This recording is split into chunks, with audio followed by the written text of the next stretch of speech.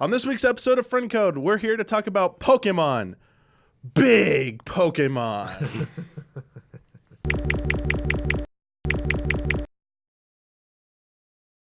Hello, everyone. Welcome to a new episode of Friend Code. I'm your host, Michael Damiani. This week, I'm joined by Brandon Jones, Woo-hoo. Ben Moore. Wooloo. We're doing a special episode here of Wooloo. Woohoo. Was that Wooloo or Woohoo for the Pokemon? Wooloo, yeah. Well, I thought it was Wooloo. Wooloo. You just said Wooloo, right? That was not a mistake. Wooloo. Yeah. Wooloo. Yeah. We're You're making me think, was it Woohoo? I think it was Wooloo. It's like, I got it written down here. We'll get to it at some point. Okay. I'll double check it. But yeah, if you didn't guess, we have a lot to talk about in regards to Pokemon. We got Pokemon on the brain because we just watched a Pokemon Sword and Shield Direct that aired earlier today. So we're jumping in to do a special episode of Friend Code. We're also going to start off by talking a little bit about the Pokemon press conference that happened last week as well. And I feel excited because we're kicking off E3 and it's not even E3 yet. And I feel like all these big announcements, it feels like more and more announcements are happening before the week of E3. It's like kind of this creep that's been happening. Yeah. I feel like somebody tricked me. I just, it's so much is happening. Like the Death Stranding was a big moment for that. And like no one told me, but I just stumbled into E3 and they're like, welcome, hey, glad you could join us. We've been here all week. You have these like weird E3 dreams, like the week leading up to it, where you're like, "Whoa, I had a crazy dream last night. This game called Pokemon Sleep got announced, and like the new legendaries, just a big shield face. It's crazy." It's like, are we get to a point, face. Jones, where we just have like a E3 month essentially because this creep it's this not just this week, before the week, even the last week we had stuff. Yeah. And if we start going further back, we hit up to Judges Week. So it starts with Judges Week, and we're just having announcements going up till like the end of E3 now. The pre-summer games bash. Oh, I like this. I'm way down. It's always an exciting time. Yeah. But today we're going to focus on Pokemon, and we're going to start with the Pokemon press conference that happened last Tuesday. Pokemon Company got together and made a bunch of announcements, but specifically they made 4 game-related announcements that would be of interest to us. And I think let's start with the first one, which I'm kind of excited about, is Detective Pikachu is getting a sequel, Detective Pikachu 2, coming to Switch. And that was a thing. So are you excited because you played through Detective Pikachu on 3DS? So here's the crazy thing, Ben. I have not. Uh-huh. But I've heard how similar the plot points are from the game and the movie. Oh, so you're going to try to use the movie. But Ben, the reason I was getting excited at first was because I thought maybe they're going to announce, and one's also coming. The first one's going to come to Switch as well. Yeah, I definitely had a moment where I thought, did they announce that? Because it seems like something that could happen. I wonder if it's something, because it doesn't have a date or anything. Yeah. This is something they could follow up with, and it could be like a pre-order bonus. It's something that's still in the realm of possibility. They do a bundle with the movie and the game on Switch. Oh, gosh. Yeah, Yes. there you go.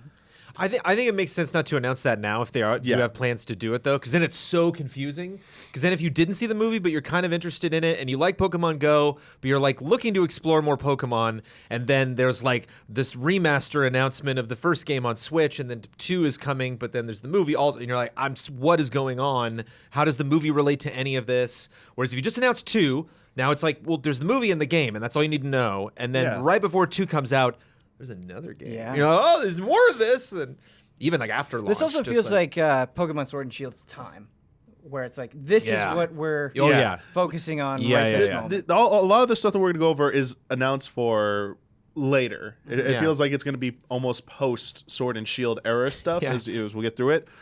Pokemon Detective Pikachu 2 also makes me a little bit optimistic in that once the game component comes out, that will be material for a sequel to the film as well. Yeah, this is more. These announcements are about like the expanded Pokemon universe. Essentially, they talked about. It was kind of surreal to hear them talking about.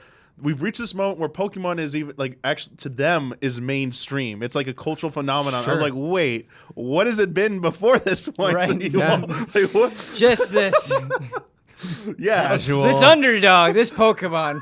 really finally getting some attention. Yeah. It's been like it's just been like kind of like working hard, just scrapping to get by for the last 20 years, and now it's finally had its. I was like, no, that's okay. Interesting take on that.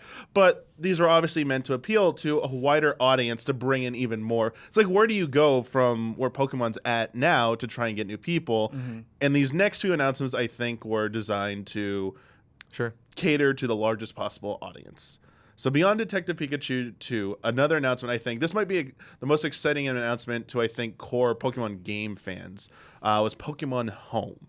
Yeah. Which is a cloud-based storage for your Pokemon, kind of like the Pokemon Bank, and you'll be able to essentially transfer Pokemon to Pokemon Home from Pokemon Bank, the 3DS Pokemon games, Pokemon Go, Let's Go Pikachu and Eevee, and Sword and Shield once it releases later this year. And this is a thing, I remember talking with Kyle about this. He felt this was a big deal. He was telling me that this is something people have been wanting for a long time, and it is nice to, one of the things that people love about Pokemon is catching and kind of like forming a special bond with each Pokemon they catch, giving them a name, and wanting to, and they talked about, the Pokemon company talked about the desire to allow you to take that Pokemon along with you on your journey forward, essentially. No more having to leave it behind because it can't be transferred forward anymore. And I kind of like that. I like that, and this is a solution here. But I feel like, Jones, you've had some concerns about this, the home. I'm just not interested. Oh, you're just not interested. Okay. Yeah, and that's a weird, Ben. That's like a weird thing for me in Pokemon. It's like I did play Red and Blue, and then Red specifically, and then I played Pokemon Sun. And when I played Sun, like I had no desire to bring my old Pokemon in. I'm like, I'm good. I got a lot. I got a lot of Pokemon in here, and I don't know like what I would achieve with them. It'd be fun to see them.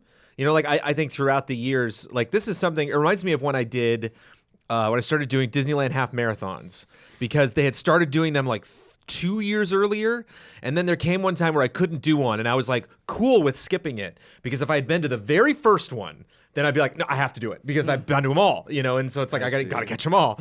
And so because I haven't experienced so much of this franchise, it's like I think if I'd played Red and Blue in the 80s or 90s, then there's no question this would be a big deal for me. But now it's like I kind of lore wise, I've played two completely unique characters in this world, and I'm excited about going to Pokemon Sword, playing a new character, and then having this be their Pokemon, you know, where I'm not like, like I love Johnny, my original Charizard, but like it'd be weird having Johnny and this dude together. I'd be like, no, that's the Pokemon of the guy that was in Red and Blue, which is ridiculous, but yeah.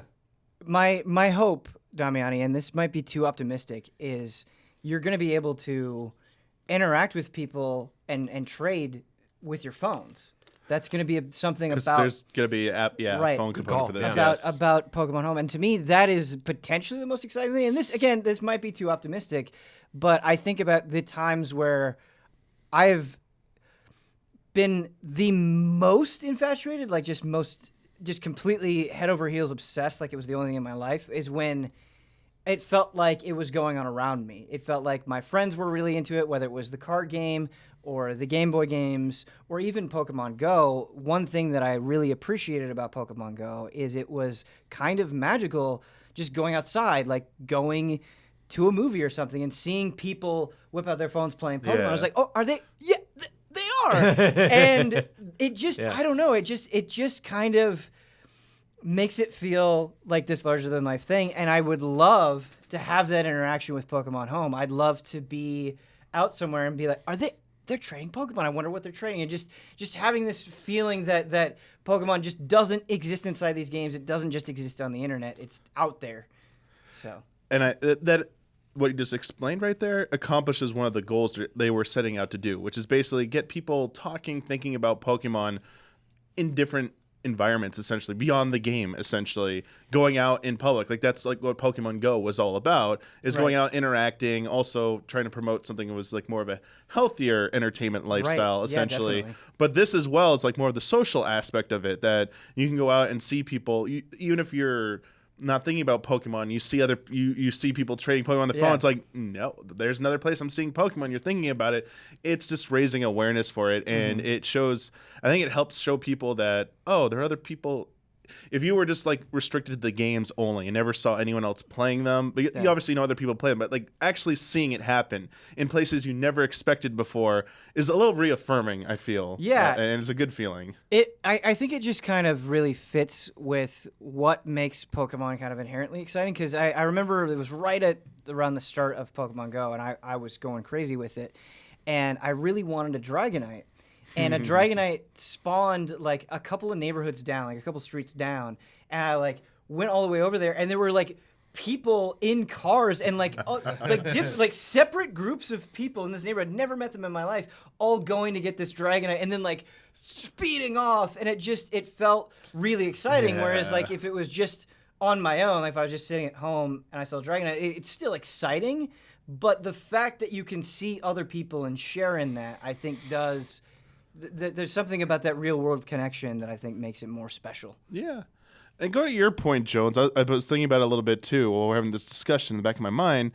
It does seem a little strange to me because I personally have, up until maybe last year, I never felt a strong desire to bring any of my Pokemon forward with me. I'm like with you. I appreciate what Pokemon Home's trying to do, but in my mind, when you were explaining your thoughts, Jones, to me, I said, I'm taking my Pikachu from Let's Go Pikachu with me immediately into Pokemon. Like at some point when I'm allowed to, I will bring them into Pokemon Sword and Shield. But then I thought about like your argument and what Kyle Bossman just in a voice in my head saying context, Damiani. Yeah. Why would my Pokemon leave its trainer? Like, I wonder if they ever account for that in this system, saying why would your Pokemon abandon your trainer? Like, will they ever? All your old trainers just have no Pokemon. Yeah, anymore. like is it They're like just in the world, it's so long? It's so long after your trainer died.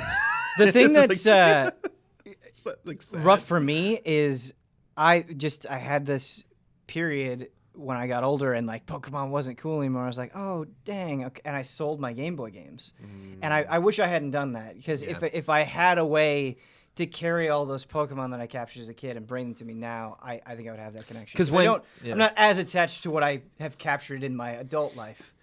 I just think when a company like this presents a system designed to organize data, I just immediately think about lore. You know, it's really important to me.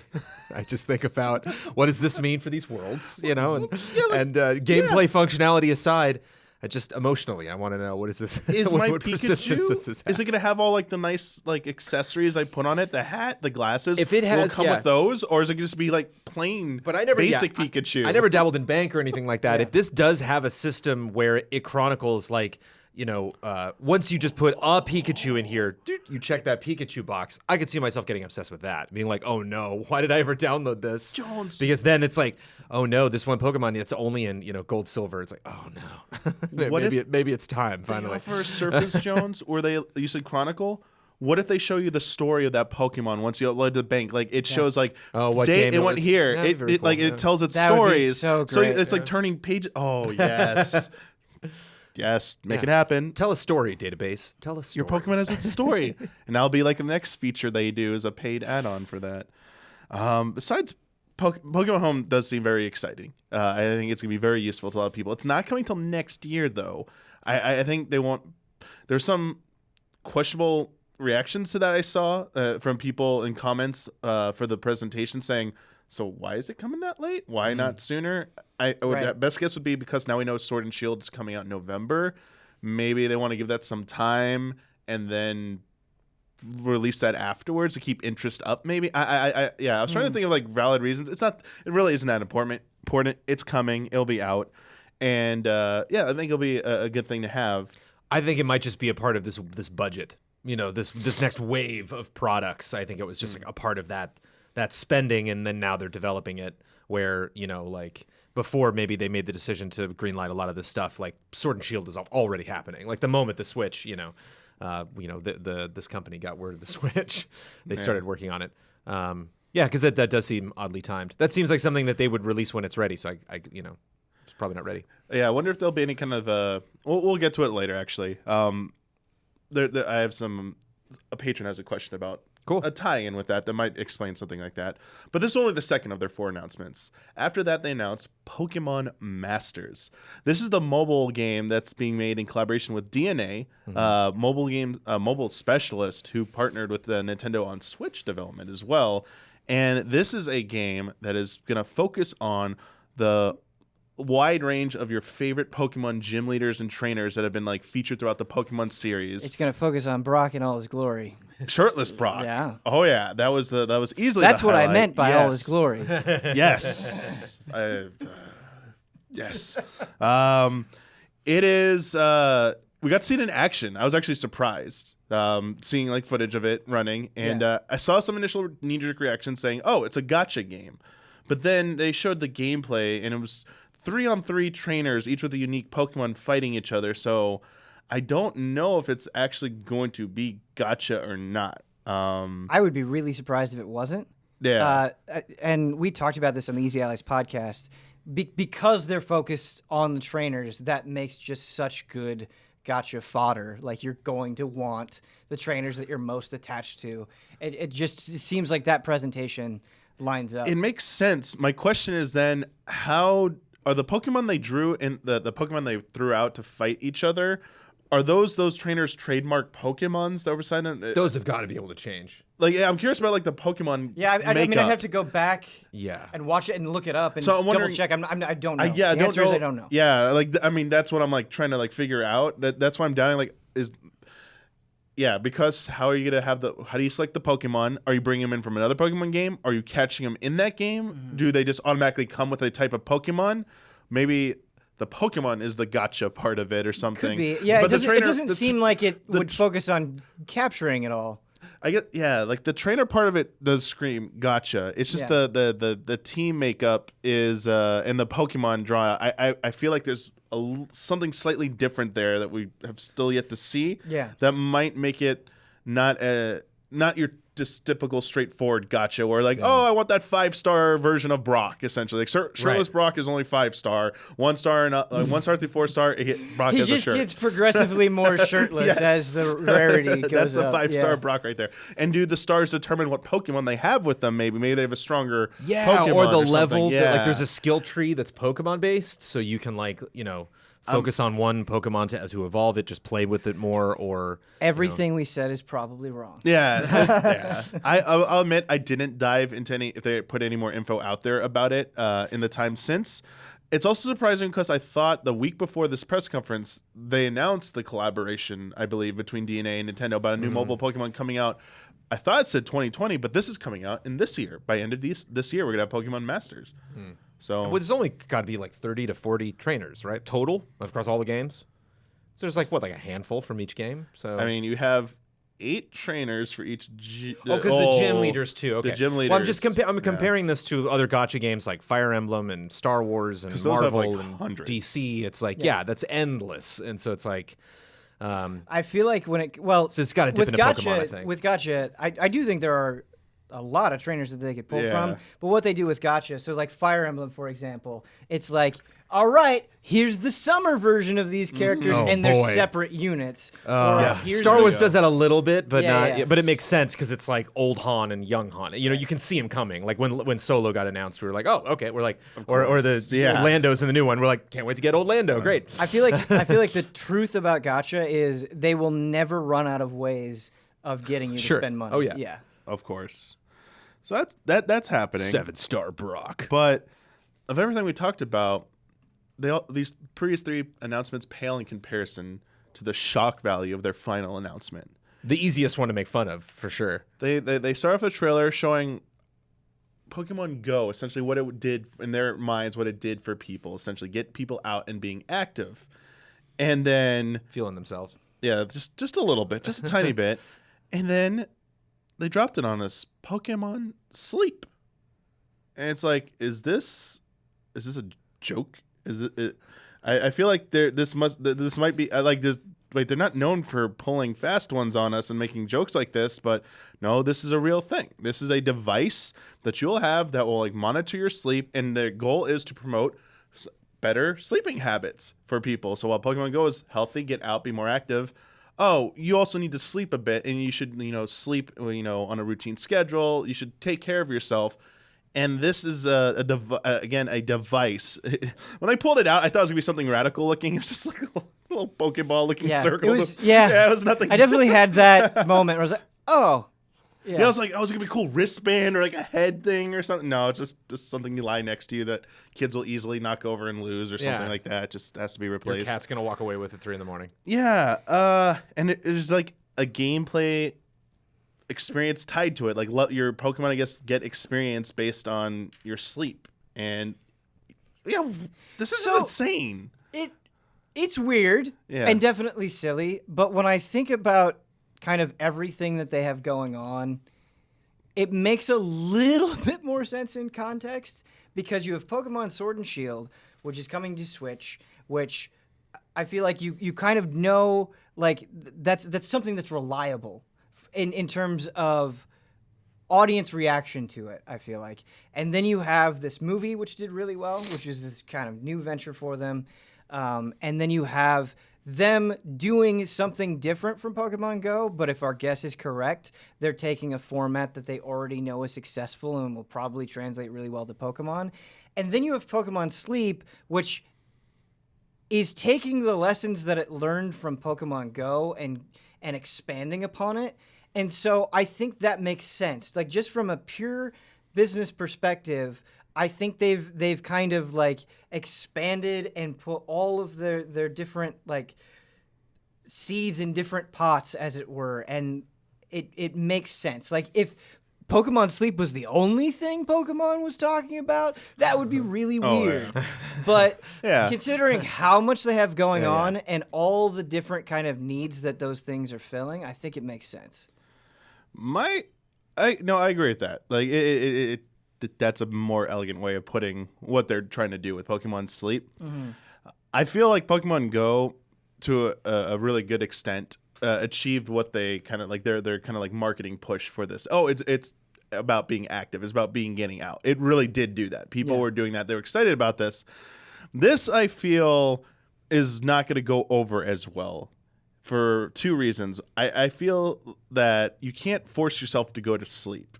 Whereas going out and being active, it's something you can do.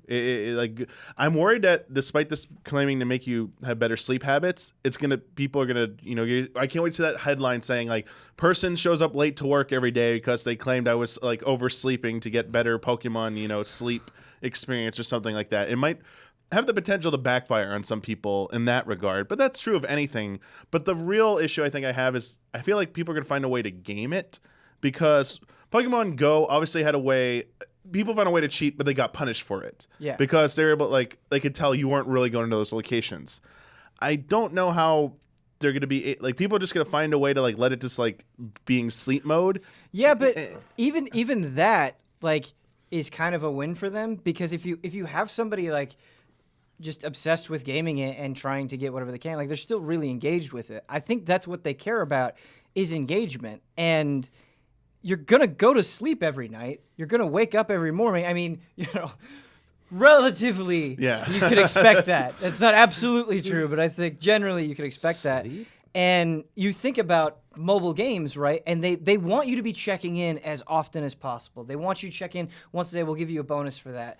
Sleeping kind of naturally fits in with that. Like, if they can train you to be in a rhythm, it's like, okay, first thing I'm going to do when I wake up is check my Pokemon Sleep app. What did I get? Oh, cool. Maybe this is more than I was expecting. Like, that, in like kind of a super gross way, makes a lot of sense. If you can prime yourself to be the thing that you check every morning when you wake up, that can be very powerful, I think, in terms of like engagement for a mobile game thing. I mean, I see that from business perspective, it's a win for them, because no matter what they're doing, they're engaging with it. My concern, try and better express my concern, is that I feel like players will eventually become detached from the kind of like the RP of it, like the buy-in. Whereas like Pokemon Go, I think people bought into what it was. Yeah. They believed it, and then they saw it in practice, and they felt really engaged by it and wanting to do it because they saw everyone else doing it. Whereas Pokemon Sleep, I feel like as time goes on, in a shorter time span, I worried it will see people that just don't buy into it anymore.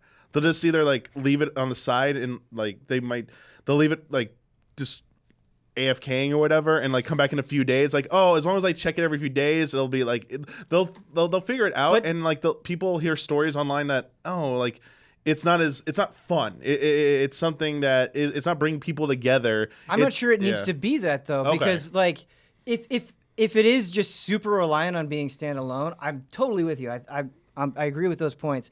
But if it just enhances or amplifies things that you're doing in Pokemon Go, like there's a sizable group of people that are still dedicated Pokemon Go players, and if this is adding a new facet to that game, it doesn't have to be that exciting on their own. It just has to give them something for a game that they're already engaged with.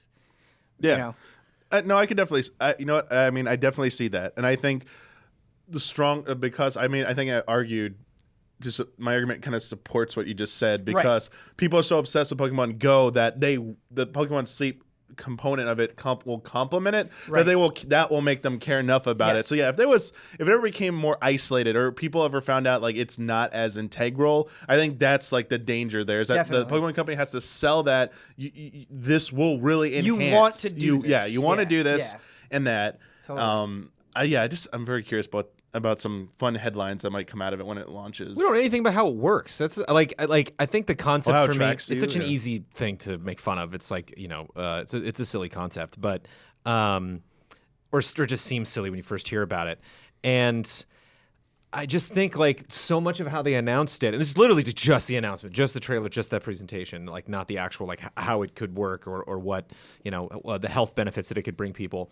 But it just seemed like the only way they were selling it is like, we've already done Go, this is that sleeping. Okay, moving on to the next announcement. And you're like, that's like, there's so many things about Go that like you're limited by how far you're willing to travel, you know, how far you can travel, how much, you know, far you can actually walk based on your own strength and you know, stamina.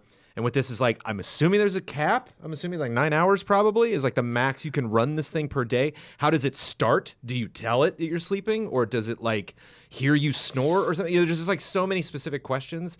And considering that they were trying to like sell up the health benefits, the fact of like they didn't go into it at all was just weird for me. It was like almost kind of like they were inviting everyone to make fun of it because like how does this work?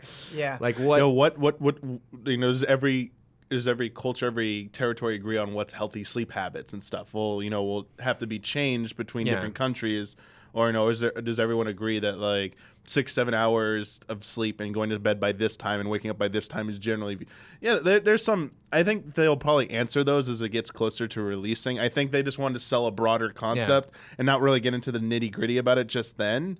But I mean, I think a lot of people have those questions.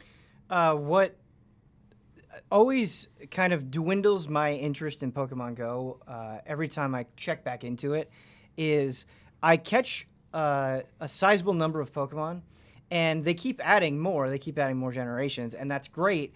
But I eventually reach a point where it's like I've pretty much caught all the Pokemon that are in my area, and I just don't have the time or drive to like constantly go way out of the way to go get new stuff. Like I kind of just want, like when I'm going on a walk or I'm going somewhere, like I kind of want to open it up and see if I get anything new. And I just kind of reach a point where like that's not happening with enough frequency, and I just kind of lose interest. I can see that happening with Pokemon Sleep, where it's like, okay, I check it, and let's say I get a bonus or something happens. Like if I'm checking it every day, like, is that going to get less and less exciting? Like, am I eventually just not going to care? I feel like that's one of the concerns I have too, is that I don't see this having the long-lasting appeal of just Pokemon Go in general. Despite it being something that can enhance and complement it, I feel like this will be thrown more to the wayside sooner than later. I don't see it sticking around for... You'll see people obviously using it, but it won't be the cultural phenomenon that Pokemon Go was. Everyone will still be talking about Pokemon Go, not Sleep, like a year from after Sleep comes out, I believe. Yeah. But I mean, there's other things they could probably, I mean, might be crazy, but I was like thinking about this, like other things other apps, other extensions to this program they could do. I mean, another thing, if they really want to tackle like healthy lifestyle stuff, they could do like Pokemon Eat essentially, or Pokemon Food or something, where when you go to eat a meal or something, you know, it tries to like track, promote healthy eating or something. So like, let's say you're just like counting calories, like you tell it what you're eating and stuff, and like its version of your overeating for that meal might be like your Pokemon in the device is also eating their meal. And like if you're eating too much, they might get like, hey, like they might like use sad noises like stop, you're overeating and stuff, or something like that, where like you feel your attachment, like maybe your bond and attachment to Pokemon, like that's penalizing you, is like a strong enough kind of like bond that will like it's a really hard willpower thing for a lot of people. Like maybe that's something that could actually get people like, I should stop eating now. Like it sounds like childish and like gimmicky, but I mean anything that could work to help people say that. I mean, them doing Pokemon Sleep, like I imagine Pokemon taxes at some point. Yeah. Like, but that's it. Well, but did you pay your right? That's the thing is, and then Yoshi came. I would almost have more respect for the company if they just came out and they were like, Pokemon Sleep. It tracks stuff when you're sleeping. It's not a big deal. Moving on, but like it's not, like it's not a big deal. There's like it's just it's like Frank from accounting had this weird idea and we just like put this thing together. But just kind of setting up like we really care about your wellness. It's like, oh well, all right. There are apps that do this. There's apps that track your food. There's hundreds of them. There are apps, tons of stuff that tracks your sleep. That was a big thing about the Apple Watch when it first came out. It's like everybody's filling their circles in, because like they want to. And they're not, there are no pocket monsters they're getting from this. They're just enjoying using it because it actually does chronicle. And it is kind of fun looking like, wow, 4 a.m. I woke up for 10 minutes. I don't remember that. How did that happen? But for them to dabble in it, it's like either go completely into the whole, fitness health area by really challenging these apps and really kind of changing up the format of specifically how those work, or make an entertainment product. But this attitude of kind of being in the middle where they're like, oh, it's just fun Pokemon. No, but really your health though. It's like, what are the other? Don't, like, am I leveling up and cracking eggs open, or am I actually like really concerned? And that's actually, I think, one of the most curious things about how it works is like, what if you're terrible at this? Like if you just don't play Pokemon Go, it's not a big deal, but because it's not like you're not walking more, we think that's bad. It's like clearly there's the incentive to go and catch these things, but like if I have to get 5 hours, like is this going to yell at me, or like is my Pokemon going to get sad? Like how does this work in terms of like encouraging me to actually sleep better? To me, I would have to discourage you from not doing that, and I'm curious what form that takes. That's it. You made me think of We Fit. Yeah, because which was a huge success. Yeah, but we Fit. If you've actually like gone and interacted with it and played things, it was like it had like kind of a surprisingly like sharp tone about your balance and fitness, and it would kind of chastise you in like this passive aggressive way that I thought was hilarious. Like, Brain Age kind of did that too. Like Brain Age would be a little salty sometimes. Okay. If you didn't have progress, or if you were like, yeah, you could have done that better. Yeah, it was like, just kind of that like, it's a little rough. Yeah.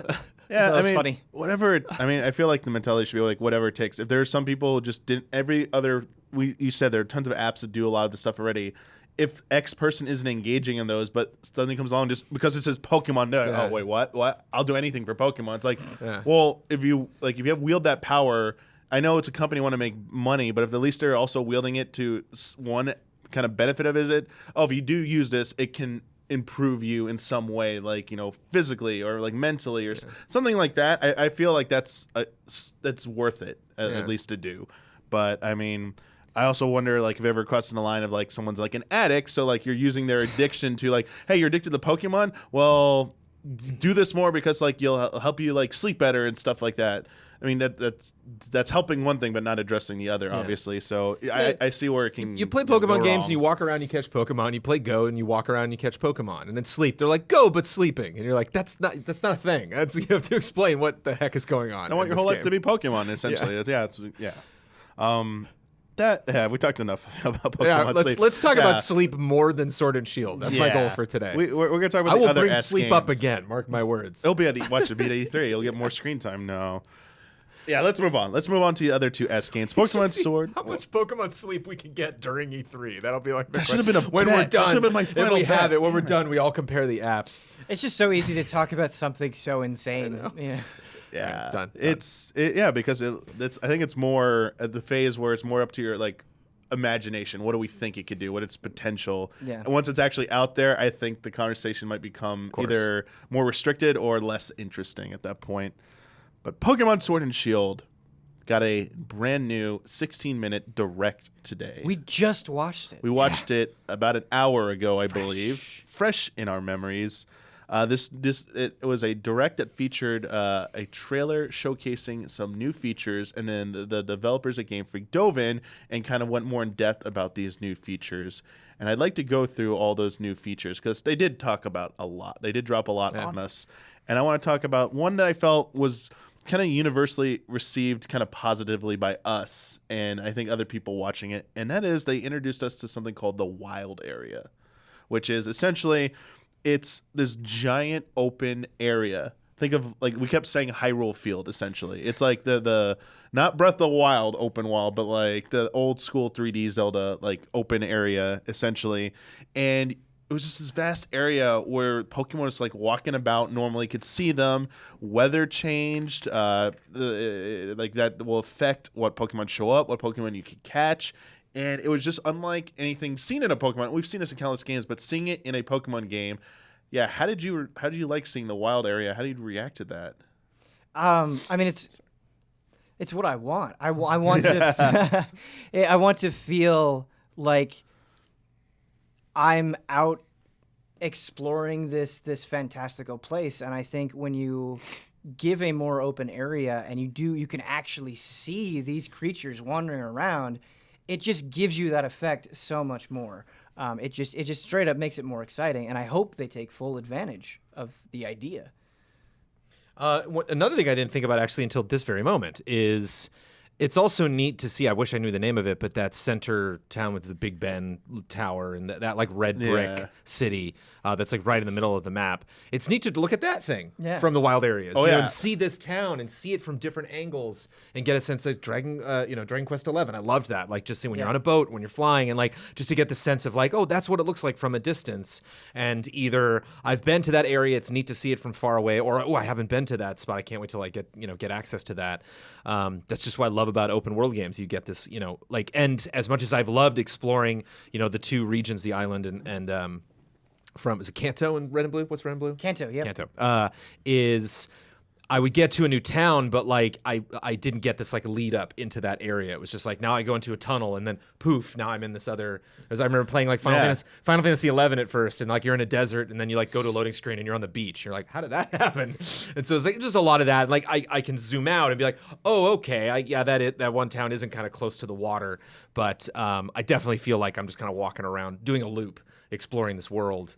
And this idea of this not only being really exciting for the first time, because you even compare it to some of the older Zelda games, and it looks like they're bringing, like what Zelda does is you go into the desert area, and now you have that biome, now you have that weather pattern, and so it's neat that like it's this big field, and we're gonna throw all sorts of crazy stuff at you in this area. Like it could be a sandstorm or raining, or at night, and during the day it's totally different. And that's why I love that genre. Just the whole game comes alive when you start doing stuff like that. The process they have to think of like, well, how are these Pokemon going to interact potentially around each other, or how often are they going to spawn, or how far in the distance can you see them? Like, oh, love it.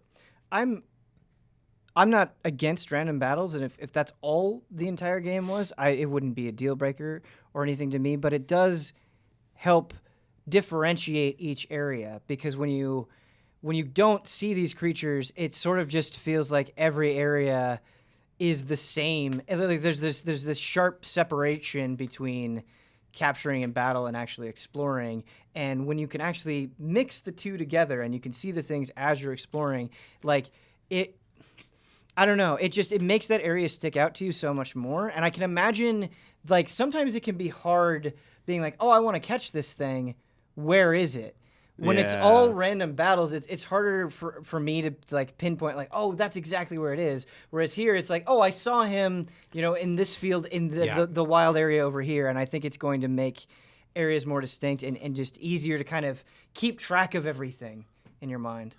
Yeah, even both this wild area and like the town shots, even the different kind of like sub areas that we've seen on in the Galar region, like the different areas of the map. Everything does feel a little bit more open. Nothing feels very as claustrophobic as routes. Essentially, I'm not getting any like routes vibe where I'm just going down a corridor path that is very linear. I feel like the design of the region has kind of thrown that to the wayside here, and that you are going to.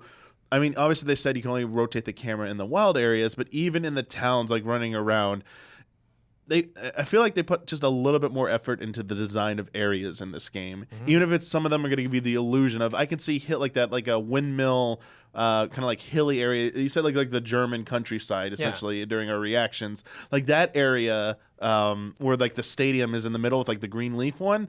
Like I love that area. Like it looks very beautiful. I want to like walk around in that area, even if I can't literally go over the hill. I feel like they've done such a good job to make me believe that it's gonna be more fun to just like traverse the world, but just in the wild area, everything you both said, just I'm gonna have like fun just walking around in that area. It's gonna be fun to do that, and I think it's been a little too procedural and predictable going around in environments of Pokemon. You're like, oh, this is obviously the cave. I know there's gonna be some rocks in here. I'm gonna put like, because there's apparently no HMs or anything anymore. Now it's like you don't have to worry about those traps anymore of like gating and stuff like that. Like, is this when I get into this open area? Can I go to any order of town and stuff? Like, or will there be multiple orders of towns? Can I do gym battles out of like these questions now are coming up that really haven't been, to a very small extent, have only ever presented themselves in previous Pokemon game, are now kind of like fully on my mind here about how does this kind of like finally to some degree shake up things just enough where like I feel like this is very welcoming and I want to see more of this type of change. I think partly because it's a change that we want so much, and the execution could be so good and so exciting. I think it kind of begs the question of, well, how big are they really? How lively do they feel? How much is really going on? Because it could also feel empty and bland and whatever, and we won't know until we really can get a chance to go and explore and poke around and see like, oh, this is actually worth poking around in. They reward you for that exploration. Actually, one of our patron questions from Isaiah was actually about how we felt about what you just said, Ben, essentially. They were just like, yeah, my question is about the field areas that were shown in the Direct. Do you think that they're going to add more life to the areas shown in the final months leading to release?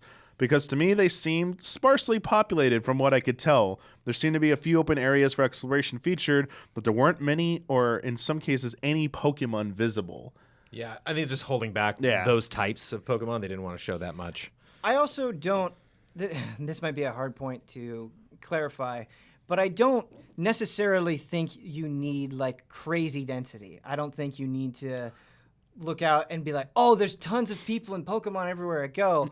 I think it just needs to create the sensation of there's a reason for me to run around. Like there's some mystery to it. If you can kind of cultivate that sense of mystery and make areas feel different and have their own attributes, or like, oh, I see something off in the distance, I wonder what's over there, and then go over there and be rewarded for that curiosity. Yes. That's enough. Yeah. It's not going to be, Pokemon Sword and Shield is not going to be this like groundbreaking future, like I can't believe how crazy good it looks game, obviously, but I don't necessarily think it needs that for exploration to be meaningful. Oh yeah. And I even the quote unquote Pokemon density in Pokemon Let's Go got out of hand for me.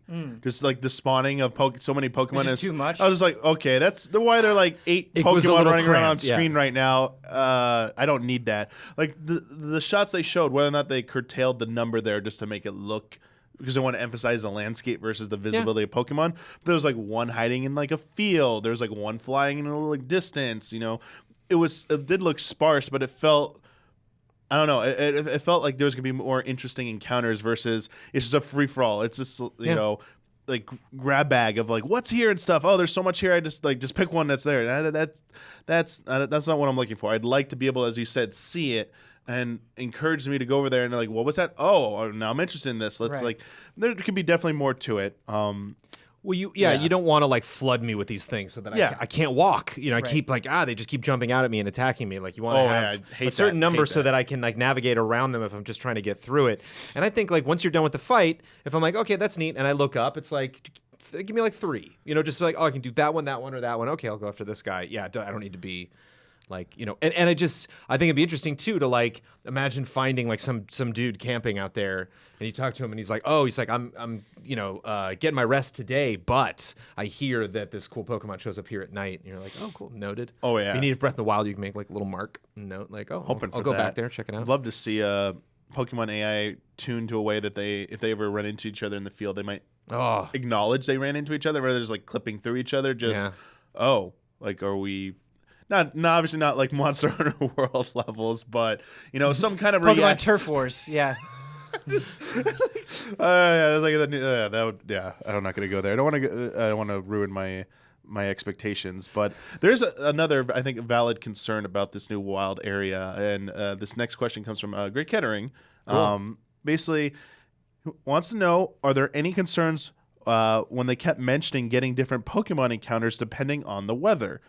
Depending on how they implement it, that level of randomness outside the usual random encounter RNG could get real frustrating as you're trying to track down a particular Pokemon. Sure. So any concern about that, compounding the RNG of what might appear with now these variables, the dynamic variables on top of that?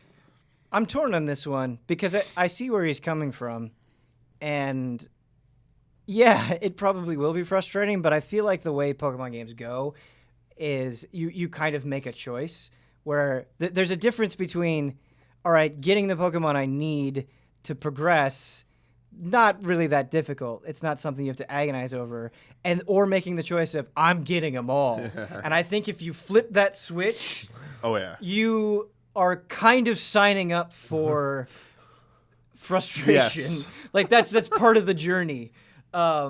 With it. So I don't know if it becomes such a hindrance for every type of player, then I could see that being a problem. But if it's just like, oh man, I really have to be careful and I need to make sure I'm out when it's raining, like it could also be fun especially if you have that strong collector bone in your body. Yeah. No, I agree with you, Ben. I think if you're just trying to get through the game, I don't see it being that much of a hindrance. Yeah. If it is for some reason, I would expect them to jump in and like do a patch to update that. But yeah, you know what you're getting into if you're going for all. I imagine trying to collect every single Pokemon to fill out your Pokedex could potentially be a little bit more demanding in this one than previous ones. You would want it to be more demanding. Yeah. Yeah, but like it's making it more interesting. It's not just spam like this spot of like tall grass like back and forth long enough because I just need a shiny to show up in this spot. It's like, please, like shinies are a whole different I know. beast. That's another switch. But that's like smashing the switch. that's breaking that gets boring. At least I imagine there'll probably be NPCs in the game that will tell you what the next day's weather's going to be. Yeah. And you can, They'll be like weather tracking totems. Stuff. Yeah, there'll be stuff. You'll go to some shaman. He'll have weather totems. And I imagine you shake the totem, and then it starts raining. I think that's a good. It also might be. I would also thought it'd be fun if some Pokemon can like detect that. So like if you're like, I want this one particular weather thing to have, like you have a certain Pokemon in your party and it'll, because like they'll notify you of things now, and like they add a lot more personality of like, oh, he absorbed that attack because he didn't want to make you, upset. And it'd be interesting if Pikachu's like, oh, there's going to be a thunderstorm coming. Like Pikachu knows it's going to happen soon. So you're like, oh, cool, great. I know what I wanted to catch. I know what team I need for that. So I'll trade that out and then wait here for, 3 more minutes and then it starts raining. Yeah. I mean, I can... Yeah, I can definitely see ways they could potentially make it interesting. But at the flip side, I do see the concern. I have experienced games where weather conditions are needed for obtaining certain things.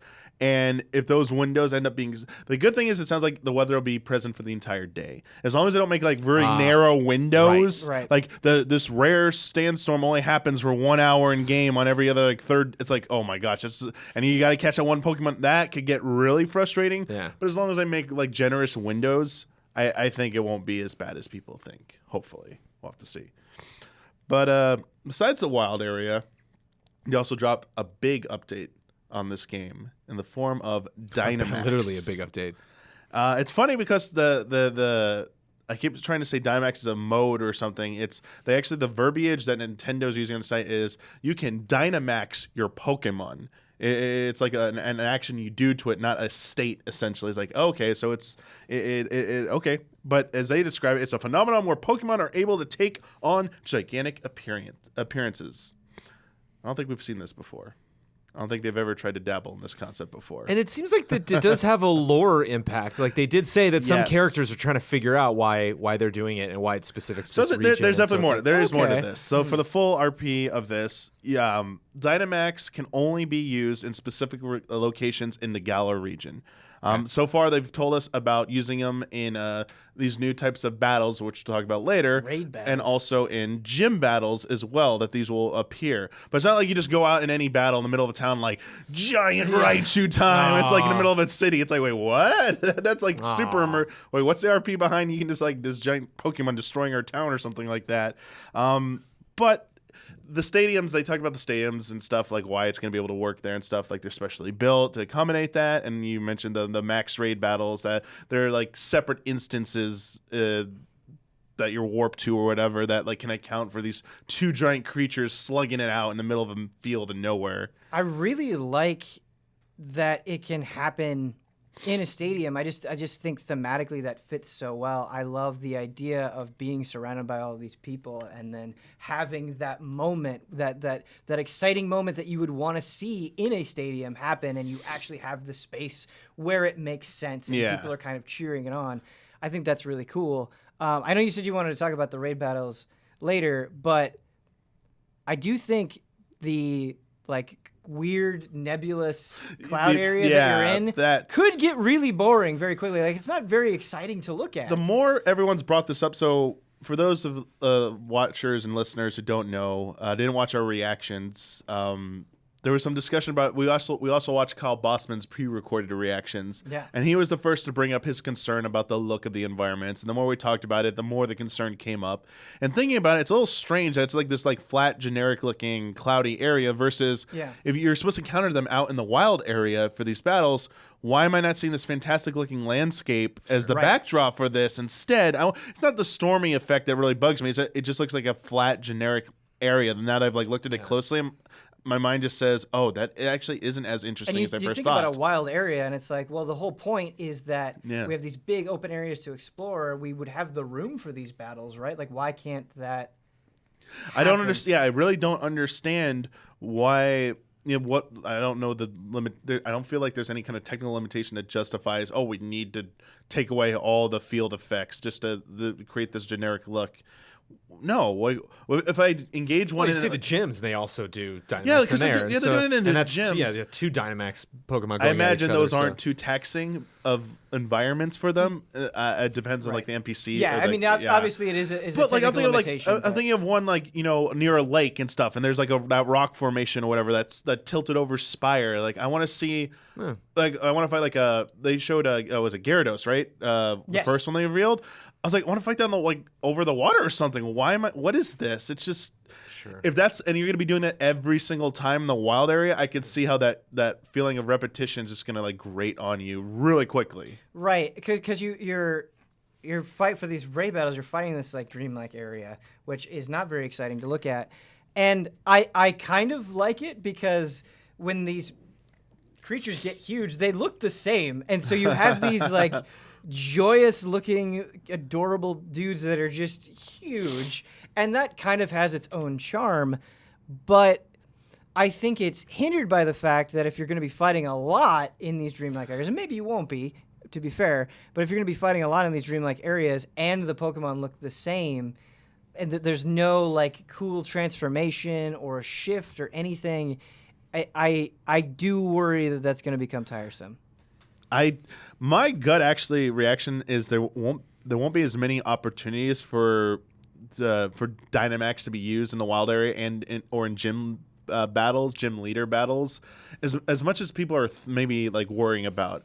First of all, we didn't get to it yet, but the gym leader description actually said not all of them. It says some. It doesn't say all will use Dynamax. So you might not even encounter it in every single gym battle. Yeah. And then I think these wild battles, the ones you do in the wild area, they're going to be like special, like very special. I don't feel like they're going to be that frequent. You're going to have to like wait for certain conditions, like the weather conditions.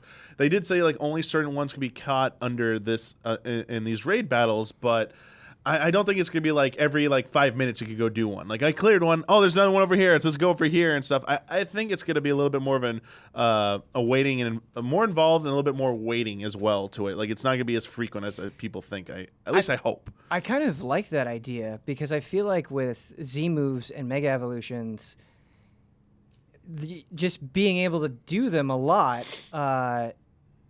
made they just kind of felt like a gimmick. They just kind of eventually became tired and they didn't have that spectacle. And so if they do kind of really withhold you from using them a lot, or it's like, no, this is a special battle, you get to Dynamax here, I could potentially like that a lot more than what similar things they've done in the past.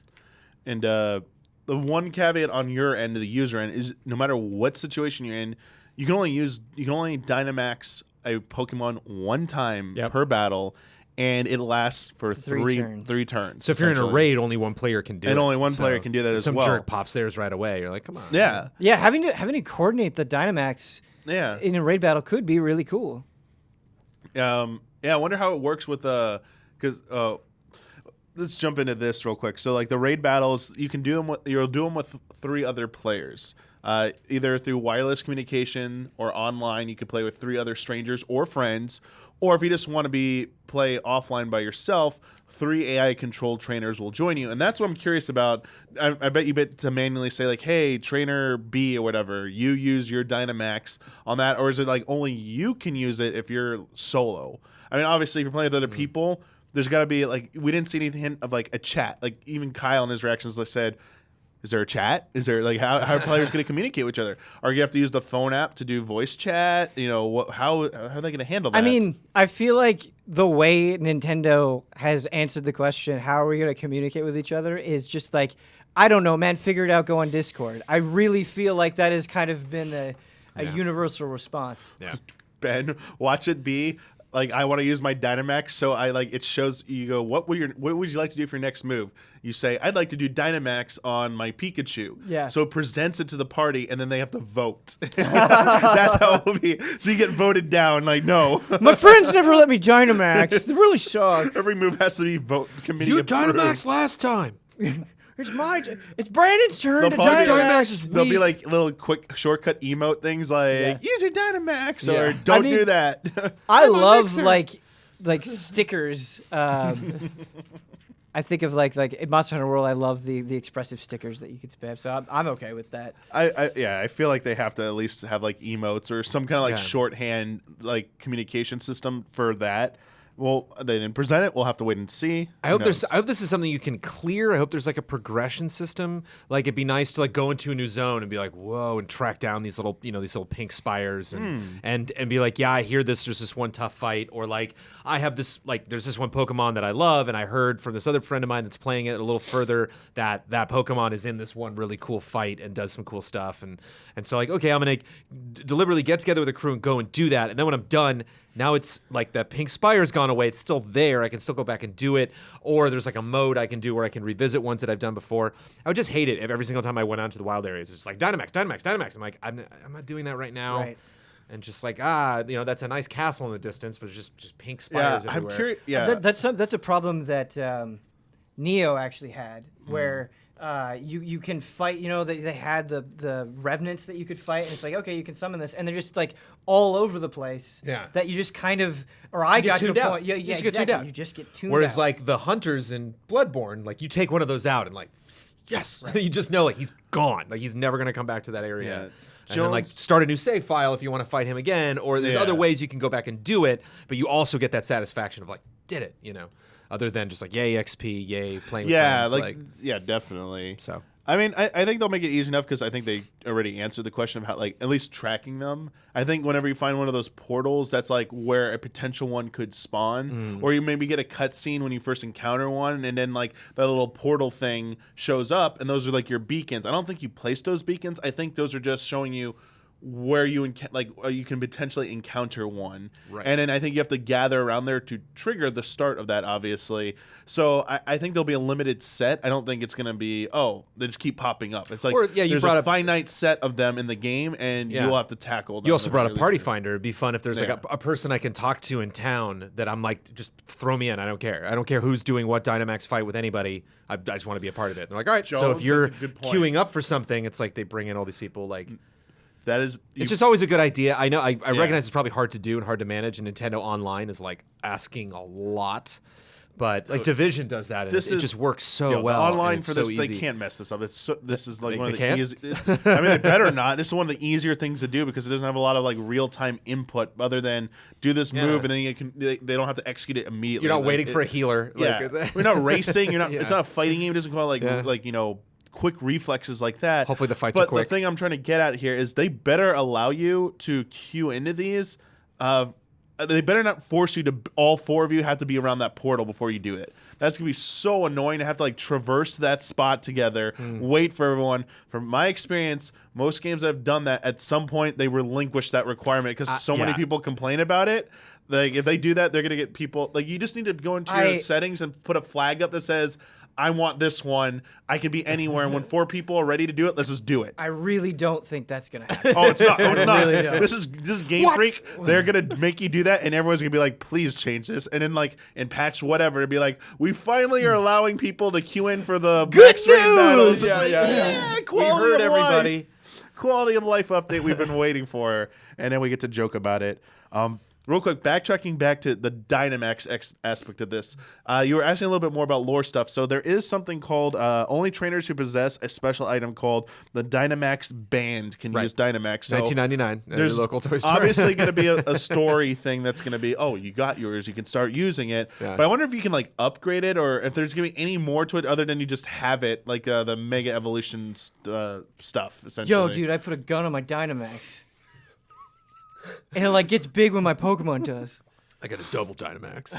Oh my gosh. Yeah, I wore a Dynamax on my Dynamax. That's like the reveal at the end. You get double Dynamax. That's one of the gym battles. And it's like, oh my god. Well, young trainer, Dynamax again, and it just like crashes through the arena. Yeah, like that's like he just like always has his hand in his pocket or something. Yes. It's like you never notice it, and you're like at the end you're like, all right. I would be so on board. I think that is wonderful. Oh no.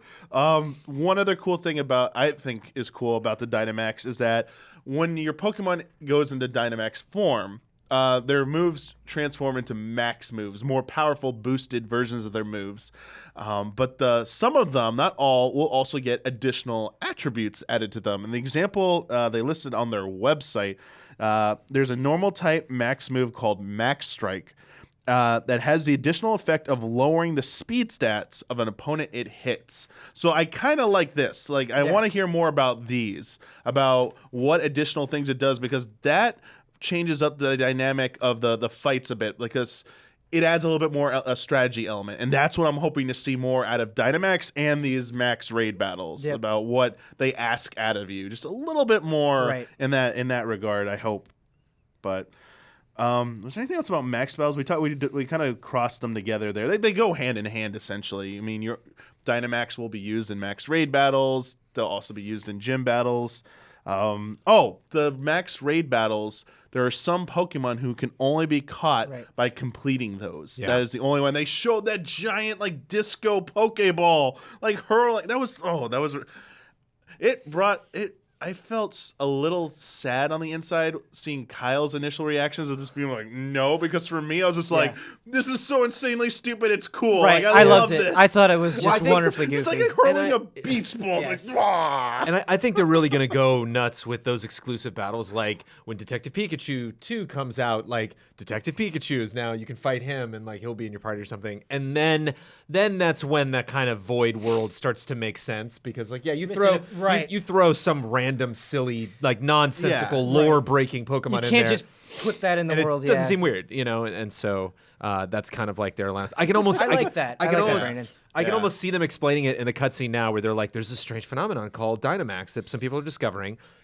We're concerned though because we can control it, but it's occurring some places in nature where we can't. So you have to go to these places, and then you'll get these battles that aren't in that void area that are by like a waterfall or on top of a mountain or something where you're fighting this crazy Dynamax thing and catching it. They're like, but then there's also these well springs of dark magic or whatever that like you can all jump into, and it'll flush you out into this weird world and then pull you back out when you're done, and then you can fight them whenever you want. But like it'll probably have lower significance as well. Yeah, I wonder if any of them will actually gate off progression into like the wild area, because they say that some of them only appear at in certain regions of the wild area and under certain weather conditions.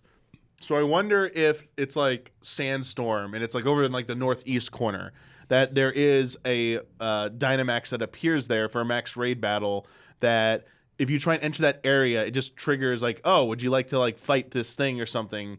And until you defeat it and catch it, you cannot go through that area. It essentially will always like try and trigger that fight and say, you can't progress any further in this area. I wonder if that'll be their way of gating, because we don't have to use like cut through a bush to go through this path anymore, because we could see all those different towns from the wild area. And I was kind of asking, can we just go to any of those towns that we see, or what's going to dictate your progression in that area? It would be kind of cool, and this is not going to happen, but it would be kind of cool if following along those lines, Damiani, where it's like, okay, we're going to give you more freedom to go in whatever direction you want, but some paths are going to be a lot harder. And if you can clear that challenge, you can go there, but you may not be able to. And I just love that idea and like just talking to other people and seeing what they did, or it's like, oh man, no, I just trained up and I wanted to go this way and I did it. That would make me so happy. I would really like to see that. But yeah, again, it's not going to happen. They're like, that is just the first time people encounter that, they're going to get so turned off. We can't have that. I absolutely can't have that. That's not going to happen. But I like this next patron question, because I was thinking about this a lot, about potentials for what they can do with the max raid battles. Especially there are a finite amount of them in terms of like to keep them. They're kind of like their life going on beyond release. So this comes from a KH fan 93. The raid battles in the wild area feel like a sort of live service mechanic to me. How would you feel if Pokemon Sword and Shield incorporated additional live service mechanics, such as limited time events for these things? Like they add in new, unique max raid battles over time for like events or something, like a Mewtwo event or something like that. The only thing that would bother me about limited time events is because there are just like, following many games as a service, it always sucks when it's like, man, I can't do it this weekend. Like I can't be there. I can't commit to going through the motions to get this thing. And if it comes back eventually, that's okay with me. But if it's like, if they do a bunch of one and done events, that doesn't become fun, because like, or you'll get friends into it later on and they're like, oh, you have this cool thing. I can't ever get it. Like, I don't want that. I at least, if they do events, that's great, but have some kind of rotation or way to get them. I always prefer them coming back in rotation. I can also see them maybe working this into a weeklies thing as well. Like if they do them on a cycle, like, well, this week the mega raid, the max raid battle is Mewtwo. God, I think just count on that. Like, that was the moment I saw this void of like non-context. It's like, got it. Like it's a blank slate. You can do whatever you want with that world. And not only that, but you can make Doug Trios. Like, whoa, Doug Trio is like an event now. It was nothing before. It was just this. It was a Gen 1, like, just not like that exciting of a Pokemon. But I love that phrase, Brandon. The void of no context. The void of no context. Now I just want to see Dynamax Ditto and then transform into other Pokemon in Dynamax. I just want to see that. Like, there better be some like cool thing for Ditto. Big Haunter fight on Halloween, like all this. Like, I'd love that stuff. There's so much. There's a lot of cool ideas we can do that. But I have one more question about max raid battles from our patron, from Steven S. And kind of shares a concern that I brought up in our reactions about max raid battles, about the level of challenge you're going to get out of them. Absolutely. Hey, allies, I'm excited for the new raid battles for Pokemon Sword and Shield. Doing something more than just battling with friends excites me, but my concern with it as of now is it will potentially be too easy and lack a challenge for the player. It's too early to know for sure, but with previous Pokemon games having a history of being more on the easier side, I'd like to know your thoughts on this. Love and respect. And, yeah. Right. We don't know one way or the other, but considering the history of the series, I think it is reasonable to guess that they're probably going to be on the easier side as opposed to the more difficult side. I hope that's not the case. Or there's like some crazy difficulty level that like you're not introduced to right away. Like you got to dig. There you go, Brandon. You got to dig to find it. Yes. And it's That almost was like funny. just pure HP at that point, where it's like these things just take 20 minutes to just lay into they're with gonna do that, everything you Jones. got, and then you can take them out. Absolutely think they're going to do that post-release. If they do that, Damiani, are you going to go for worlds first No. in Pokemon Sword? No? No. All right. Because what's interesting, you think about Pokemon Let's Go, Yeah. and that game is incredibly easy, but then after the fact, you have the Master Battles, which are widespread and very difficult. And very, I don't know. So I wonder if, there will be different tiers of you have these kind of story quest Dynamax battles that are not that challenging, and then you have post game where they decide okay, now we're gonna ramp it up. I hope they do this. It's like the most literally the most obvious thing. As I was reading a question and you started answering, I'm like, well, there it is. Obviously, raid difficulty tiers, and you get different rewards. Like maybe you get a version of that Pokemon that has a move that the other one can't learn or something, or I don't know, just like a cosmetic thing. Maybe you get an outfit thing, a different outfit for beating. Maybe they do a legendary, they call it legendary difficulty, and it's Mewtwo or something. By doing that, you get a cool scientist outfit. Or, I don't know. They could do stuff like that essentially if they really want to. I think they have to see the benefit in trying that, especially for post game. And that, hey, remember all these max raid battles you already beat? Well, here's a harder difficulty of them if you want to try them out. And then over time, adding okay, you've asked for it. Here's this week's event is Mewtwo, and if it comes back, but we're also doing Mewtwo normal and Mewtwo hard essentially. And there's different reward tiers for both. Oh man, yes, this is totally every game that does this. I feel like they have to do this. They can't be blind to this. At least I hope. I think that's just what they're setting up. Yeah. Another thing that is just not going to happen, but I'm really in love with the idea. I got one too. Is you do these Dynamax battles, and we were saying that some of them, to capture them, you have to go through these battles first. I would love that in the battle, you don't see what the Pokemon looks like. And then as you fight it, maybe you chip away something and you reveal it, or you by battling it, you earn the right to uncover this Pokemon. That's kind of cool. I love the idea of just kind of this mysterious force that you're. What if you can even see its after. moves? You get it's just you get hit by unknown. Yeah. And you're just what? What is this? Just anything to make that process exciting. I think could be cool. That could be kind of cool. Yeah, imagine the dialogue communities would have to try and what was that? Right. Let's try and figure this out. Was that missing? No. What? Yeah. What do you have, Jones? You said Well, you touched on something that I talked about during the reactions, but it's something that I really liked in Let's Go. The idea of this master class of trainers, and I think that would be something I would really dig. And this is kind of besides the point, the specific topic we're covering right now. But I just love the idea of not gym leaders and not Team Rocket, but just this group that's just they're so good that they're kind of past where you're at now. They're not in the adventuring phase anymore. I've been everywhere. I've caught everything. And now I don't battle that much. I really just kind of battle with people that I know are going to be really good, or I'll battle with somebody that I know I'm going to destroy, but I'll just have fun playing anyway. And I'm not going to challenge you. I'm not going to just stop you where you're at and walk up to you and challenge you. I'm way off in the corner. You got to come find me.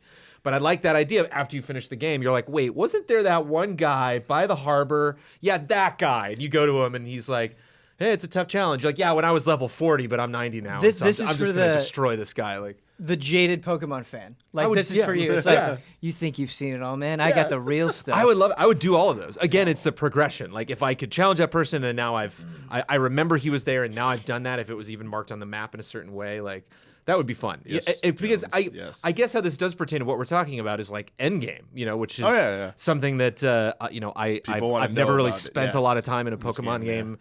I've only played Red, Blue, and Sun and Moon, and I didn't do a lot of that. It's a big question that comes up in every Pokemon game. People want to know, more of the hardcore players want to know what's the in-game content this offers. What's the post-game content they offer for this, and they'll dig into that and.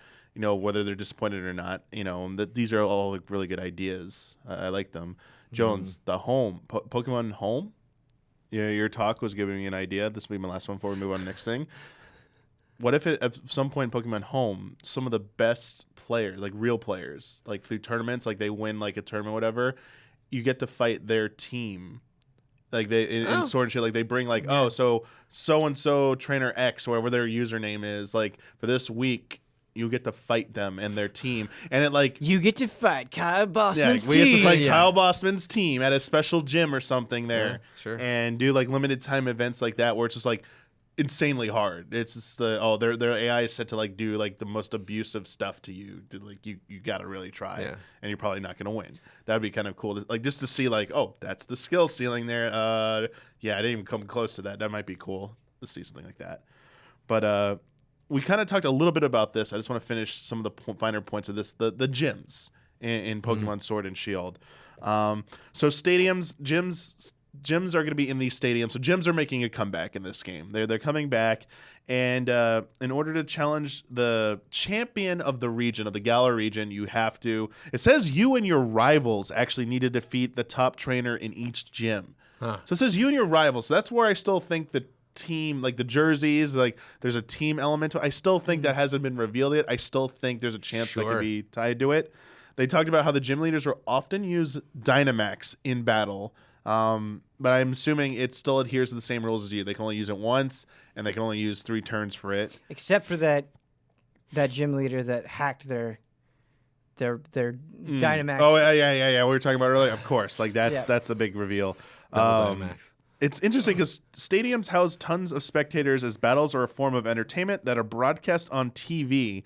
And they showed the was it the Rotom drone or whatever going around showing like the camera view like that. Like Kyle Buston was like the first to like point that out. I really like that idea though of just having that be a new way of seeing the battle unfold. I think it's pretty cool. It's just a nice little touch. Yeah, like they're making it more like it is a spectacle. And we talked about earlier, these giant Dynamax Pokemon are going to be fighting in these stadiums, and these people are just going to be watching it like, whoa, like this is like a sight to behold.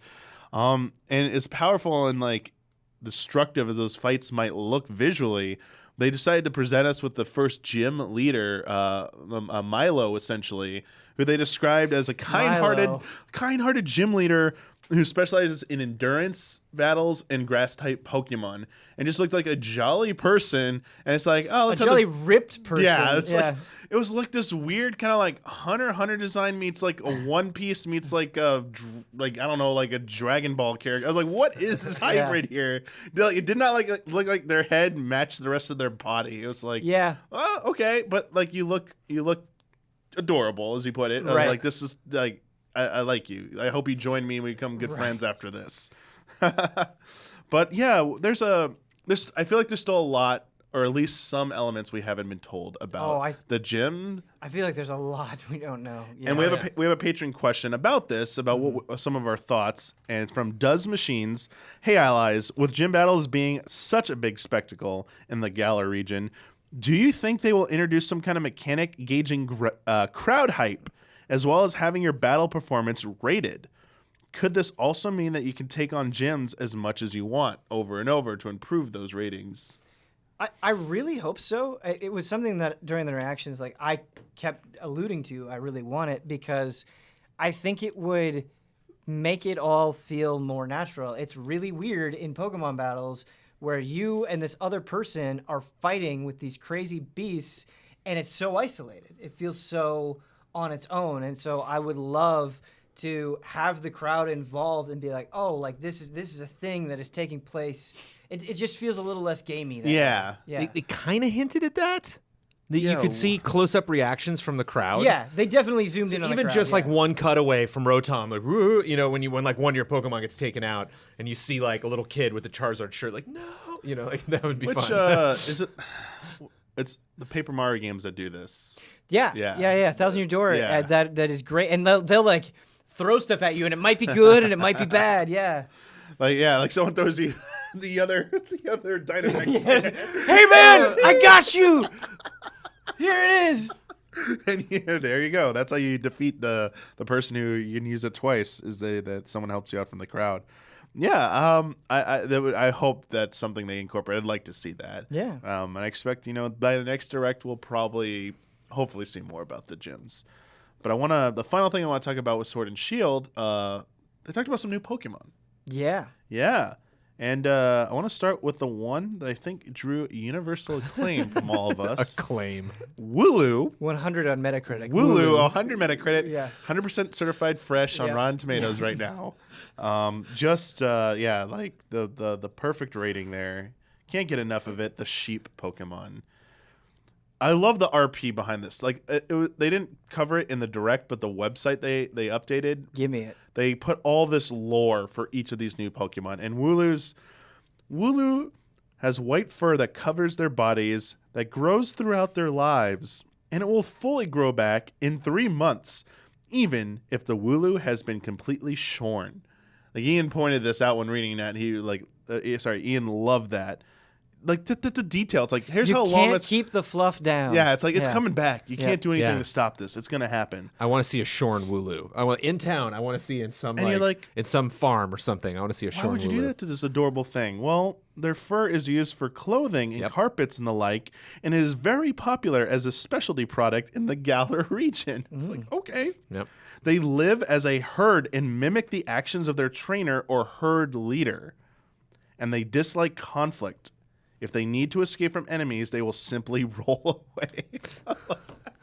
I got it. That needs to be seen. I have to see that. Yeah. There are so many Pokemon, and I love that I can watch something like this and see a Wooloo, and my heart just melts. Like like they can still produce things that I'm just immediately drawn to, that I immediately love. I love that. I think that takes so much talent, because you look at Wooloo and I think they're really cool, like the way that its eyes look, the gray ponytails. Like it's a sheep, but they did things to kind of enhance that without going overboard, I think. Like there's still kind of a simplicity there that I really admire. And what I'm saying in so many words is that I love Wooloo. Yeah. I saw a piece of fan art already that showed Of one Wooloo? of the new I'm sure there's plenty of Wooloo fan art already. it showed People are fast. Zamazenta, one of the new legendary Pokemon, the Shield one, saying I must protect Wooloo. Yes. Oh my God, that's so perfect. Just like a herd of Wooloo behind the The defender That's perfect. That was like, yes, I like this. So I now can expect that Pokemon Sword and Shield has gathered quite the fan art gathering. They talked about a new one also called Gossifleur, the flowering Pokemon. It was kind of funny to see Kyle's reaction, because he immediately was like, that design screams you're evolving into something else. Yep. And just like this small little like Pokemon that's like pollen, uses that. The face is kind of peeking out, so you can tell like something big's gonna happen. Yeah, I really like what you said, Brandon, where like in the wild areas, it'd be really fun to see a collection of them. Like just seeing like the giant flower heads just kind of like swaying in the wind. Same thing as Wooloo. Nice. Just as natural, exactly. being out in the field and seeing these sheep Jones, animals. I expect the part where you're walking through a field and then it's just a bunch of Gossifleurs. Right, you don't realize it at And first. then they like float up with Yeah. the wind, and it's just like, oh wow, look at this beautiful. And then like the frame rate dies because it can't handle it. But it does evolve into Edelgoss, a cotton bloom Pokemon. Its head is covered in a thick cotton fluff. Kyle didn't like this. He thought that there's too many cotton type Pokemons already, cotton body head Pokemons. I liked it. It talked about their seeds. It was interesting. They had a little lore about tiny seeds attached to the cotton fluff are said to be highly nutritious and beneficial to both people and Pokemon. Yeah. So it's like, there's a reason for those there, and spreads those seeds throughout the region by sending them on the wind, making the soil of the Galar region rich in nutrients. It's where the Dynamax power comes from. Yeah, look at this. Like that's the connection. Solved it. Yep. Spoiled it. Like they're so essential. Like I like that. I thought their design was like okay. It was. Gossifleur was a little like okay, it's small, kind of cute, but it's kind of simplistic. But obviously, they said when it says going to evolve into something, I thought it looked okay. Yeah, and I'm sure this is a complaint that is more like relevant for Kyle for sure, but I guess for me, it's like at some point you're gonna have some similar Pokemon, Right. Of course. and I obviously you don't want that to go to the extreme where it's like, wow, that's actually the same exact thing. But I'm okay, I guess, with some similarities. Yeah, like one of them, maybe this is a me thing, but another one they showed off, Dreadnought, the bite Pokemon. To me, it looked like a modified Blastoise to me. Like, because it was blue, like the turtle like licking legs and stuff. I was like, okay, yeah, it doesn't have a water cannon, but now it just has like a jaw and like a giant like shell. Like, I think of Blastoise though, and Blastoise is like very round, and this guy was very square. Like square, yeah. but like it was in the same vein. I'm like, Sure. okay, like they're getting to the point where there are, like as you're saying, they can't make them look too distinct. Like there's only so many things before they're going to be iterative of something. They're eventually going to be iterative of something, and that's just how it's going to be. This one had a really kind of dark side about it in the lore. What is this one? Dark Maw? What is this one? Dreadnought. Dreadnought. Okay. Dreadnought. Yeah, very powerful bite. They said they could break through rocks, essentially. But they said they're known to be extremely vicious, and it takes a very skilled trainer to tame and handle this Pokemon. The morals. Some trainers will release Dreadnought back in the wild once they discover they can't handle it. So it's like, I want that better be in the game. I want to encounter a trader who's like warned you, like, I used to have a like this sad story. I used to have one. Careful. It wreaked havoc, and like I had to like say goodbye to it. I had to let it go. House. And then you have to go find that specific one. You have to undergo a test to see if you are strong enough to. Yeah, what if when the gym leader is like, hey, I can't let you do this. Like, you have to prove your worth before you move any. And then you fight the Dynamax Dreadnought. And it's just like the most intimidating thing you see in the game at that point. It's like, okay, we're not doing this. Not quite as intimidating and maybe not as awesome looking, in my opinion, as Corviknight. That name, I like it. I like how just much it is. I thought besides Wooloo, this was probably the most intriguing Pokemon revealed to me. A Raven Pokemon that essentially it possesses such superb flying skills that it actually is going to serve as a taxi service for you, hauling around this vehicle that like will transport you across Didn't the it Galar say region. it was the most powerful thing in the skies and in the Galar region? So its description actually says that it is the strongest Pokemon living in the skies of the Galar region. So, but I mean, I don't know, like maybe we discover something that's even more powerful. But like so early being being introduced to something like this, I feel like, I mean, maybe my memory's foggy, but the last time I feel like it is exposed to such a super powerful Pokemon early on was like Charizard. It's like, oh wow, OP right there, and it's like, here we go, Corviknight, OP right out the gate. Like everyone's gonna get one of these. I'm gonna expect to see every online battle, at least like at the beginning. Corviknight spam. It's like, oh yeah, well obviously they're dominating the skies. Race to the bottom. They also talked about it a little bit. They revealed the legendary Pokemon. That was the final thing they did. They showed a CG trailer showing off Zacian and Zamazenta, the Sword and Shield Pokemon, meeting for the first time. I mean, not for the first time, but meeting in a forest. And then there was a little tease of a wind gust and leaves about, another legendary is probably showing up. You got that third legendary coming out.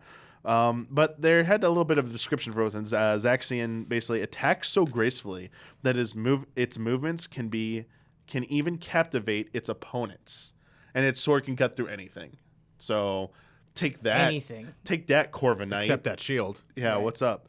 Oh yeah, because Zamazenta, its regal and majestic movements overwhelm any opponent that dare face it, and its shield is known to repel anything. So it's like, what happens when they fight each other? Yeah. Like they can't win, I would love if when they Dynamax that the sword just gets longer, or the shield just becomes this like tower shield.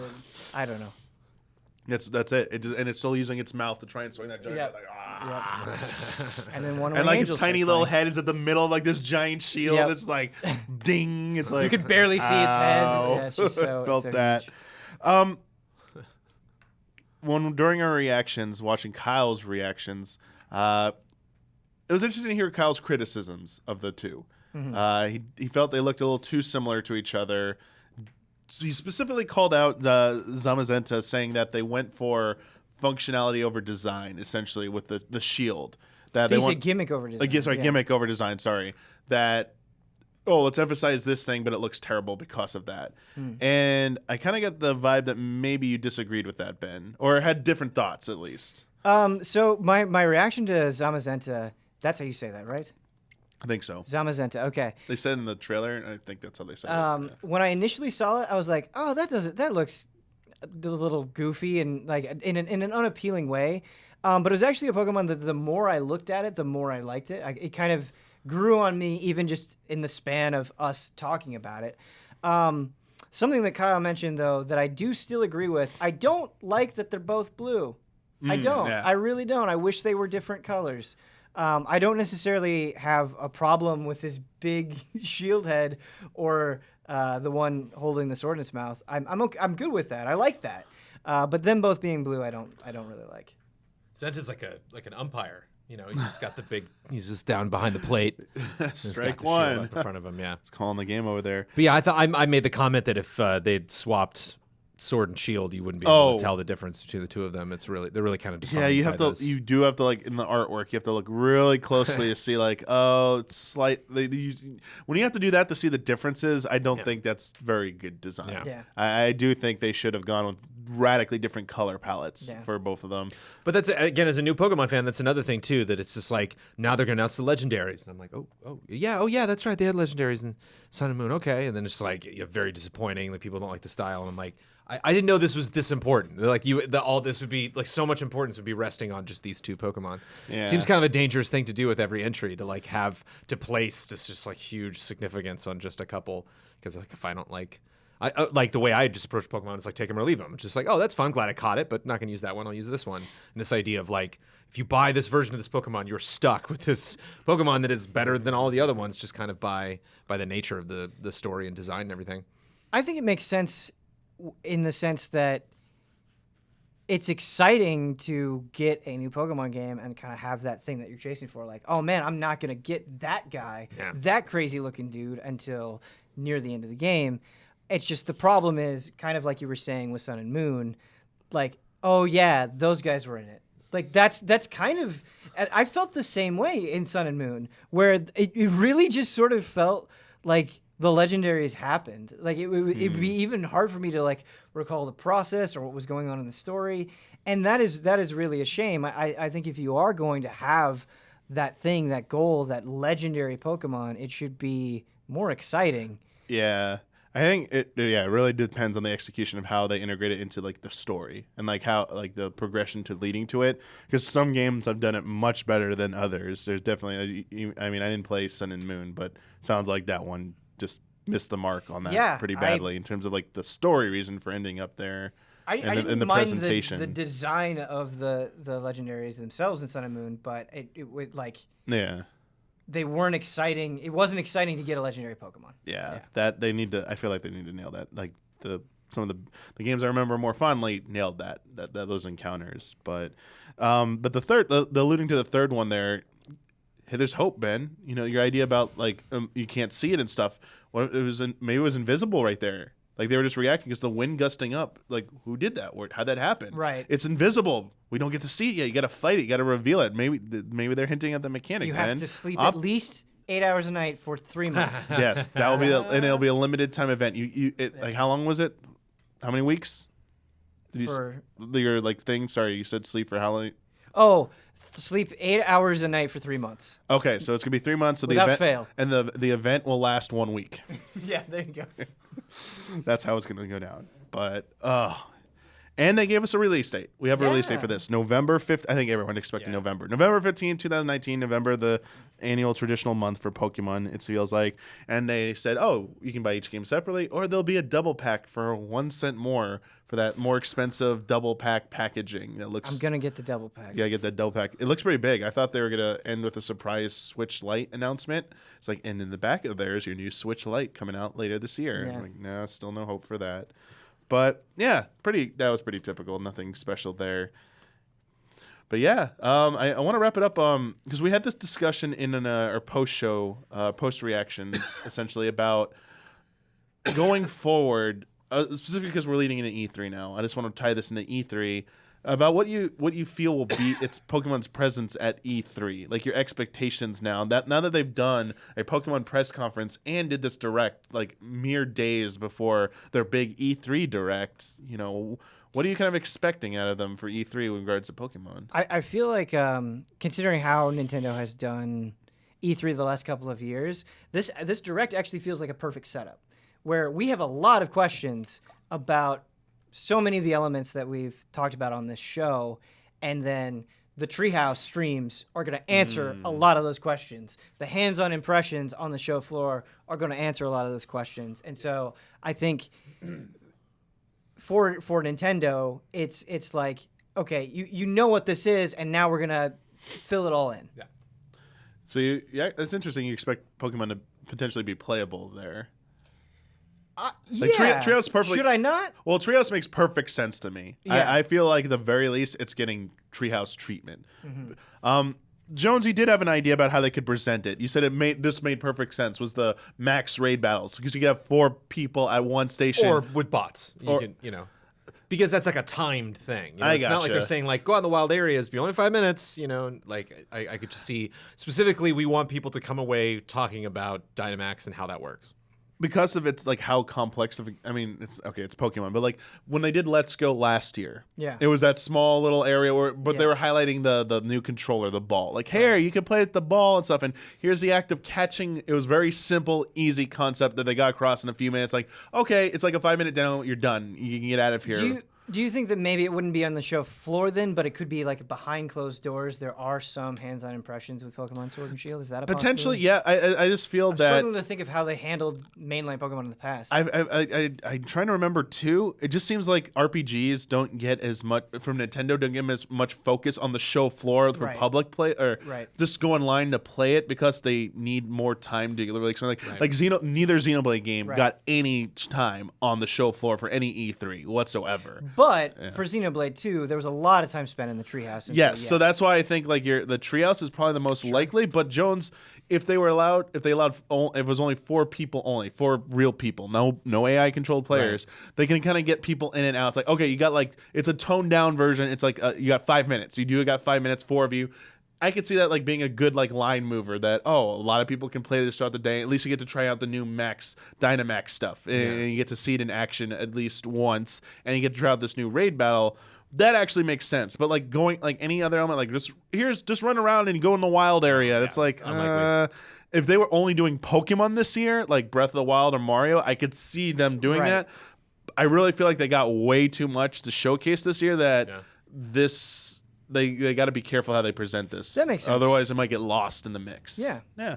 But I mean, if it's playable there, as I said, like I won't be too shocked. I just think it might be in their better interest to like keep it to the treehouse, so that it's very controlled presentation, and they can answer. They know the questions now that they need to answer. But we'll see. We just got a few days to wait for that. And that's going to wrap it up for this episode. Pokemon. That music. We didn't talk about the music. Yeah, we didn't talk about the music. Is that song? That song is pretty funny. I wonder if the lyrics are out there on the internet already, because I'd love to go and read those lyrics. So like, it has to be like Nintendo doesn't usually use licensed music for their mainline games. Like mobile stuff they will, but that has to be like the theme song or one of the songs in the game, right? Given its placement, it feels like that. Yeah, given the placement, it feels like that. Everything's going lyrics with Nintendo lately. All the theme songs. I mean, it's going hard, cheesy lyrics. Yeah. And I'm for it. I am way okay with it. Oh, I'm so excited. This is so good. And this is the beginning. This is the first of many things that'll be happening in the next few days. It's going to be an E3 blitz, man. Yeah, so for those of you, let's start there. I want to thank everyone who submitted questions. For those of you who would like to submit questions for consideration for episodes of Friend Code, you need to be a $5 or up patron. I will call for those question submissions. Call for those questions to be submitted the week that we're recording, or in special instances like this where we're doing a bonus episode. It depends on a little bit in advance, but in this situation, we were doing a delayed reaction, so Obviously, I had to call from the same day because I couldn't look at them. That's just how it goes. But, you know, if you find out on Patreon, you get to submit questions. I'll let you know what we're talking about. And I like to work as many of those into the show as possible because we like doing that. It's fun. And it's a good way to get your input on the show as well. But also, we got a lot of E3 coverage coming up as well. Holy crap. Yeah, we should have a promo video up by... That went up today. Promo video up now. The schedule is on the website. We got the schedule on the website. We have a schedule graphic that I just need more people. We got some... It should be going up very shortly that we'll be sharing on social media as well. So look out for that. We got a lot of stuff planned. In the way of Nintendo, we got the Nintendo Direct reactions happening Tuesday. We'll be going live at 8 a.m. They happen at 9 a.m. And then at the end of next week, we'll be recording a post E3 friend code, which will very likely be featuring several special guests that I will not announce till the day of because I don't want to jinx anything. But hopefully, if the things hold as they are, it should be pretty exciting. Also, I forgot if you're a $5 and up patron, you don't get this episode early, but you get the episodes of this show as well as some of our other shows early as part of our early access tier. And crap, am I forgetting anything else? Anything else I want to say before we sign off in terms of like promoting our coverage? That's a lot of good stuff. I feel like there's so much stuff. I feel like so overwhelmed right now. The weight is coming. We're like, no matter what, you feel like you're forgetting something. Yeah, definitely coming. But again, thanks everyone. Thank you both of you for joining me today. That's fun. Thanks, man. And until next time, may the way of the hero lead to the Triforce. Pokemon.